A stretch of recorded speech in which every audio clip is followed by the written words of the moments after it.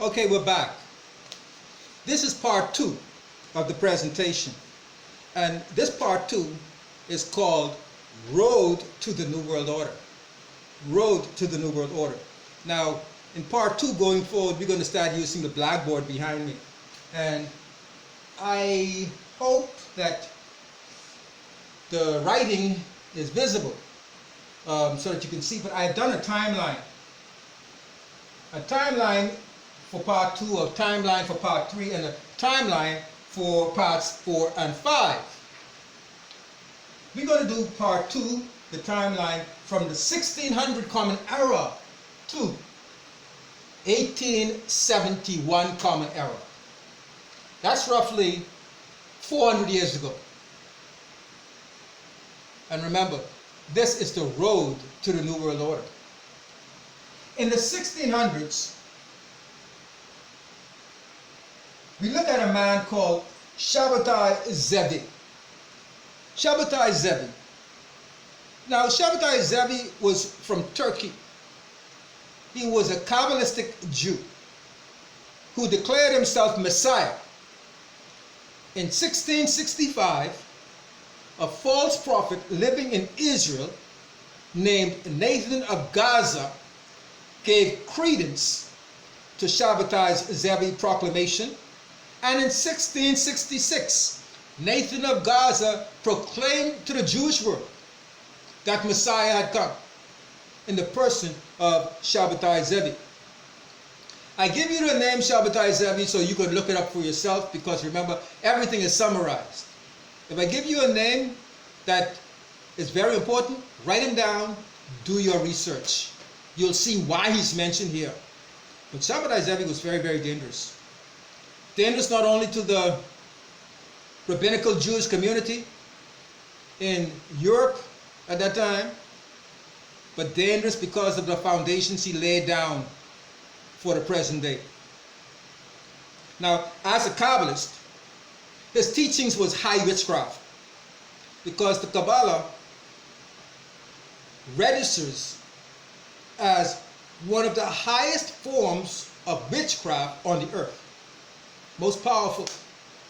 It's included in what is called Abramelin magic, but we're not here to talk about Kabbalah and magic, only that Shabbatai Zevi was a Kabbalist who now proclaimed to be Messiah and accepted by millions as the long-awaited Messiah. Because of his claims, he was forced to convert to Islam, which he did to save his life. And even though he did that, his teachings and his followers, who were Jewish, remained intact. Many of them converting to Islam, following him, while still remaining faithful to their beliefs and practices. And this group still exists today. And they are among us and in every nation.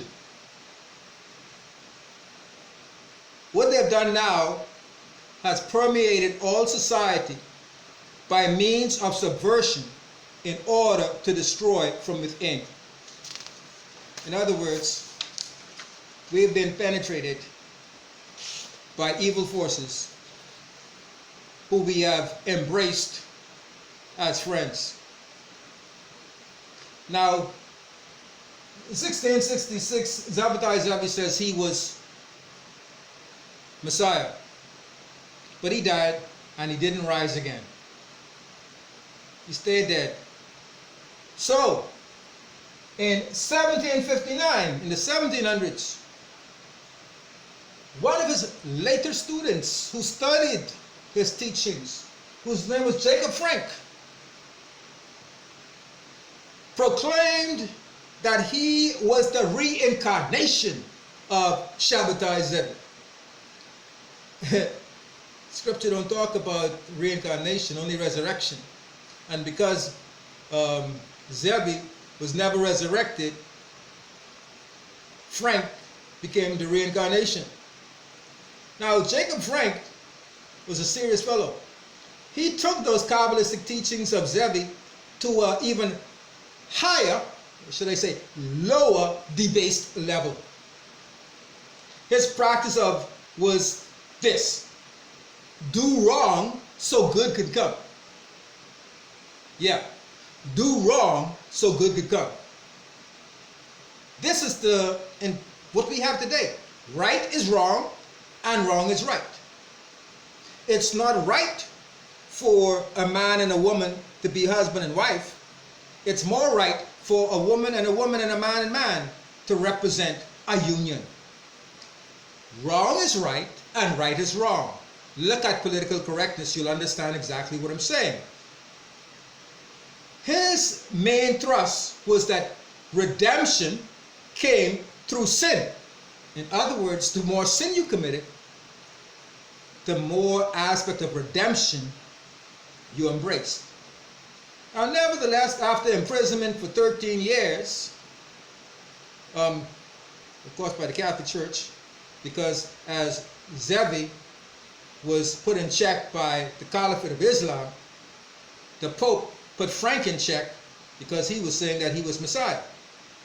But after 13 years of being in prison, he was released, and in his latter days spent the rest of his life in a place called Offenbach in Germany, taking up the title Baron of Offenbach. Now this was very strategic, because while in Germany, he hooked up with some other Sabbatians, followers of Shabbatai Zevi. In 1771, he and a man named Meyer Amschel Rothschild together, money and religion, formed and came together and ordained and commanded a dupe, D-U-P-E, a dupe, to take the lead in running this combination of spiritual and political movement that will bring about, I can say, the New World Order, but because we're talking about the beast, to bring the first beast and the second beast forward. This man, Adam Weishaupt, was indoctrinated in the teachings of Sabbatian Frankism while given the finances of the Rothschild to build the Illuminati. This in 1771. This group of Illuminists, after persecution, found it favorable to infiltrate what was then operative Freemasonry, introducing what is called speculative Freemasonry, the doctrine of Kabbalah, as practiced by the Sabbatian Franks. So in 1771, we have the formation of the Illuminati, based on the foundation of Sabbatian Franks, financed by Meyer Rothschild.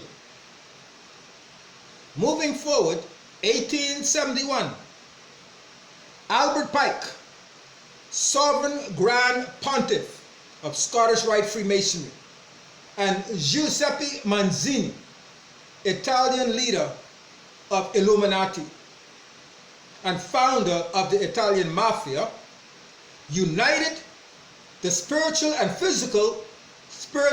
physical, and economical agenda of the original Sabbatian Franks. They summarized 3 world wars are necessary in order to bring in the beast or the New World Order, and to make universal wrong right and right wrong the exact teachings of Lucifer. 1875. A lot was going on in the 1800s. A whole lot, more than you think. Lady named Helena Blavatsky, Russian occultist and founder of the Theosophical Society, female Freemason, and a reviver of Jezebel feminism, laid the groundwork for the present New Age movement, which will be the catalyst, one of the catalysts that helps the agenda of Albert Pike and overall the Sabbatean Franks. Now, this woman was a high initiate in witchcraft. As a matter of fact, I will mention this, that she was on the initiative level of the 3rd degree of metaphysophical seals of Operation Starlight. In other words, this 3rd degree actually encompasses far more than the initiation degrees of so-called secret societies. She was a global initiate. The only people who are really initiated much higher than her, because there are 5 initiates, and she's the 3rd. She's at the 3rd, but she has power even above the highest level of Freemasonry and others. She started the Theosophical Society, and in starting that, she began to provide doctrines and teachings that would spread around the world and prepare the hearts and minds of the people to receive Lucifer as their deity, as their El, their mighty one, their God. She also started the process for global initiation into the Luciferic New World Order. The tools of initiation, or the levels of initiation that she introduced in the New Age, would have been equivalent, and this initiation is for the entire globe, to the level of the 3rd degree of Freemasonry, the blue degrees. The whole world initiated luciferically to the 3rd degree. This is what has been planned from how long? 200 plus, 300 plus years ago. This is only the beginning of what we are seeing today. This is the start. We end here for part 2. We take a break and come back.